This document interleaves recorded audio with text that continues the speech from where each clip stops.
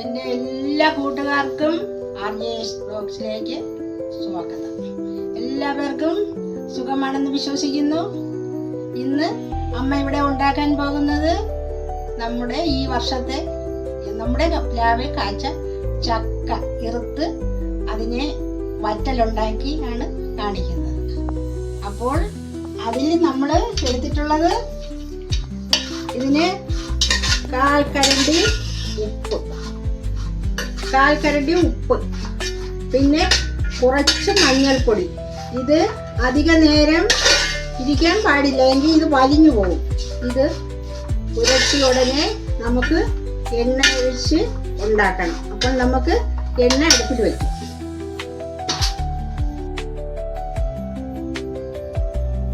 നമുക്കിതിൽ എണ്ണ ഒഴിച്ചു കൊടുക്കാം. എണ്ണ നമുക്ക് എത്ര വേണമെങ്കിലും ഒഴിക്കാം, ആവശ്യാനുസരണം ഒഴിക്കാം. അപ്പോൾ എണ്ണ ചൂടായി വന്നിട്ടുണ്ട്.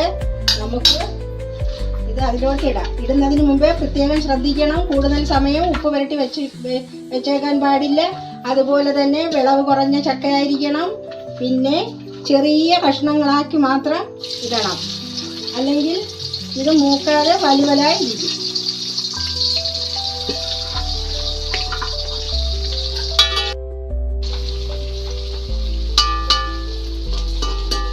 സമയം ഇതിൽ നമ്മൾ അടുപ്പിൽ വെച്ച് ഇതിനെ ഇളക്കി കൊടുക്കണം. അപ്പോൾ മാത്രമേ ഇത് മൂത്ത് വരികയുള്ളൂ. നല്ല മൂപ്പുള്ള ഒരു വിഭവമാണ് ഈ ചക്ക. ഇതിൽ ചില സൗണ്ട് കേൾക്കും, അപ്പം നമ്മൾ കോരി അത് മാറ്റണം. ഇനി നമുക്കത് കോരി മാറ്റാം. നല്ല പപ്പടം പോലെ പൊള്ളി വരും. പ്രത്യേകം ഒന്നുകൂടെ പറയാണ്, വിളഞ്ഞ ചക്ക എടുക്കരുത്, വലിവല ഇരിക്കും.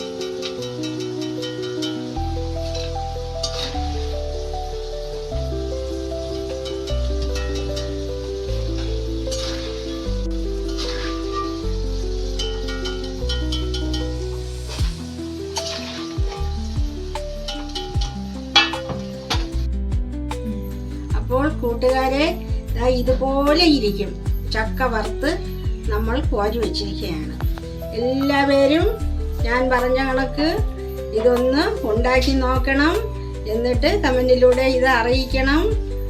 അടുത്ത വീഡിയോയുമായി നമുക്ക് അടുത്ത ആഴ്ച കണ്ടുമുട്ടാം. എല്ലാവർക്കും നന്ദി, നമസ്കാരം.